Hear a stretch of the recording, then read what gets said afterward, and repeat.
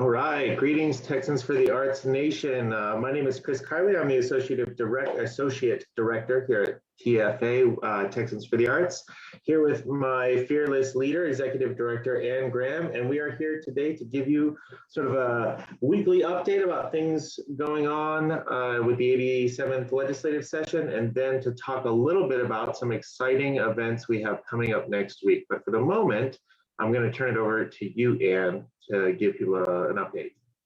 All right. Before we do that, I'm going to Chris, I'm echoing. A happy birthday, Chris. Thank you. Thank If you. I was a vocalist, I'd be leading y'all a happy birthday greeting, but we will just applaud and say it's a work day today. Sorry you're having to work on your birthday, but thank you and cause for celebration always. Thank you.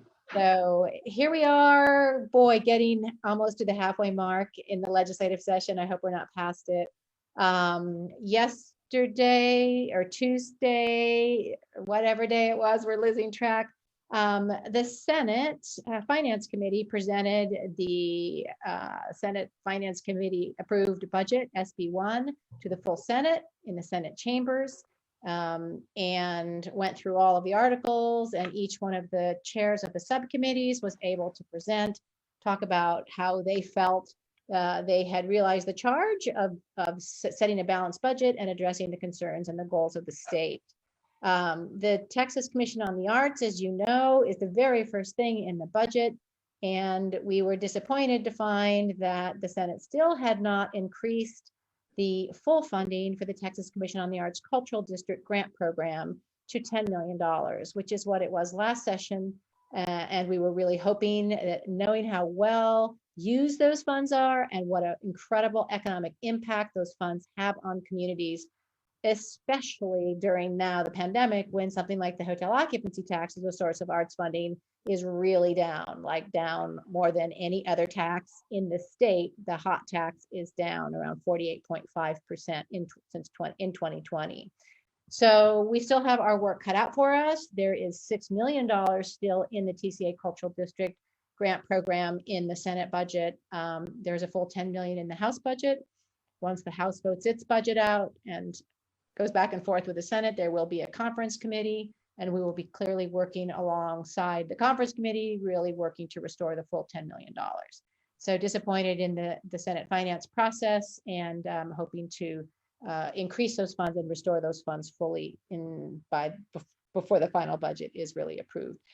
The other things that are really happening now are bills. Bills are slowly but surely, many of them, a lot of them won't because of the time crunch and the limit in just from how much time there is to get budgets passed. A number of the bills are being referred to committees. And there was a hearing last week on the music therapy licensure hearing bill. And so there are a lot of things, important things that are going through. Most of them are sort of tabled and pending in terms of the hearing. And then those committees will work largely behind closed doors to make decisions as to what will move forward in the Senate and what will move forward in the House. So very important time. The Capitol feels busier. There's a lot more energy, and things are moving quickly, and we will continue to keep you posted. And one of the ways we're going to keep you posted is through the third round of regional meetings project we started during the pandemic. And I'm going to toss that back to Chris, because this is one of his key projects. Chris? Absolutely. And right before we get to the regional meetings, I just want to always bring it back to, as disappointing as the news is about the Senate approved budget, is there something that our nation can do now? Is there something that we want people to be doing? Should we be calling our elected officials to tell them to act in a certain way? Or is there some sort of timeline that we can provide for the nation to see if they can get out there and give us a hand on this front? Well, I think the important thing right now is to continue to develop and maintain a relationship with your legislator, no matter what the issue is right now. The budget right now is in a holding pattern to go over to the House. And so always being apprised of who your representative and who your senator is, and making sure that you communicate with them why the arts are so important, what work you are doing, especially if you're in a cultural district, why these grants are so important and the difference that it makes. So there's not a campaign going on at the moment, but clearly being aware and making sure that your legislators know the work that you do and that you represent in your community and how important the arts are and how the arts have been devastated because of the pandemic, and these resources, these public resources, are more important than ever. Yeah, absolutely. And I think it certainly comes to mind that when you have, we just had Texas Arts Advocacy Day, and many of us did already begin this process of building that relationship. So especially to those of our friends out there who may have already had a meeting with your elected official, now is a great time to reconnect over the budget process and explain just how important these funds are moving forward. And again, if you've experienced and secured cultural district funding, there are now 48 cultural districts in the state and a growing number of other municipalities that are applying to have cultural districts. So very successful program. The worth has been shown, the value has been shown. So we are not giving up by any means. And again, if you have a cultural district, and reach out to your elected official and just talk about the impact and how important that is and how they should know, especially if they have a cultural district in their own district. Absolutely. Well, then with that, we'll shift gears a little bit and we'll talk about the exciting round of regional conversations we have coming up. As Ann mentioned, this is a program that we launched about a year ago. We try to do them about quarterly, and it's a great opportunity for us at Texans for the Arts to connect with you, our base, at the most local level. We've broken down the state into 5 regions. You can kind of self-identify whether you're from the north, south, east, western part of the state. We also have a coastal region, which includes the major Houston metro area, as well as Galveston and some of those surrounding coastal communities. Those maps will be all over our social media in the coming weeks with instructions about how to register for the conversation. It's as simple as filling out a quick Google form and then you can join us. It's a great opportunity to get to know Texans for the Arts a little bit, but it's also a really important opportunity for us because we get to hear from you about the issues that you're facing. We all know how hard the pandemic has hit our sector. We all know how busy we are during the session. But what we don't know all the time at Texans for the Arts is what it's like in your office on a day-to-day basis and the challenges that you, your organization, and our members specifically are facing. The more we hear about that, the more we get to share those stories with other people from our area, the more we can target local effective advocacy to see the change we want. What I am going to do real quick is throw up a screen share. I think, Ann, can you see that all right? Yep. We have our screen share here. This is the upcoming dates and times of our conversations. So we have Region 1, West Texas. We'll be seeing you on April 13th. All of these meetings will be from 3 to 4 o'clock p.m. Central Time, so you can plan accordingly. We have South Texas coming up on the 20th, Central Texas on the 21st, North Texas, including the Dallas area and Fort Worth area, will be on the 22nd, and our friends in Houston and the coastal area will be on the 15th of April from 3 to 4 as well. So what you will notice is today we don't have those registration links posted, but we can, after this conversation is done and we have the recording on Facebook, we'll go ahead and plug the links in there to register as well.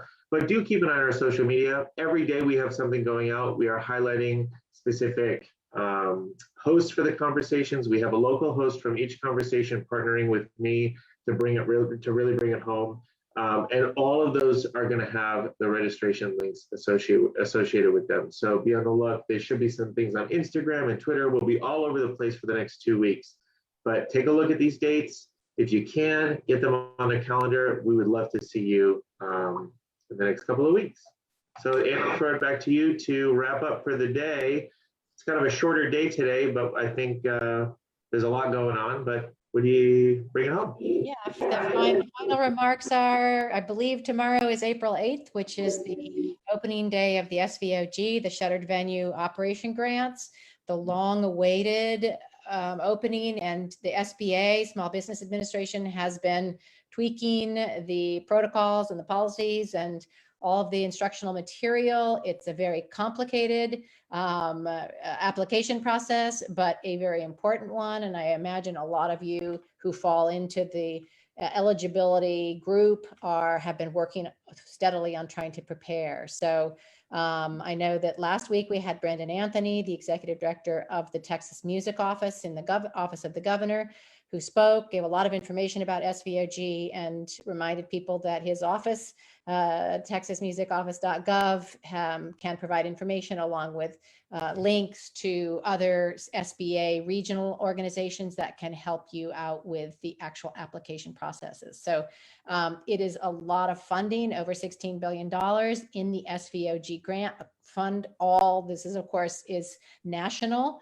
And there's a lot of funds in there, and we certainly hope that a lot of that money makes it to Texas and helps restore our shuttered venues and unshutters them and helps them get back on their feet as we rebuild our economy. So really important, and good luck to everybody going down that pathway, and know that there is support through the SBA to try to help you out with those applications. So I think that is it. Lots going on. We will be back next Wednesday at 4 o'clock with the next round of updates. And we appreciate you supporting our organization. We're a membership-based organization, and you can learn more about us at texansforthearts.com. So yep. Thank you. As Ann did say, and I will say in closing, as Ann did say, as a membership organization, we have so many things going on, but this work is impossible to do without you, our members. Whether it's our federal advocacy, we are meeting with Senator Ted Cruz and Senator John Cornyn's office next week, along with a number of our federal officials, are hosting Texas Arts Advocacy Day in February, are hosting these regional meetings to serve our base at the most local level. All of these programs and all of this work is funded directly by you, our members. So please, if you're not a member, log on www.texansforthearts.com, click that join button, and we look forward to having you in our ranks. Onward. Thanks, everybody.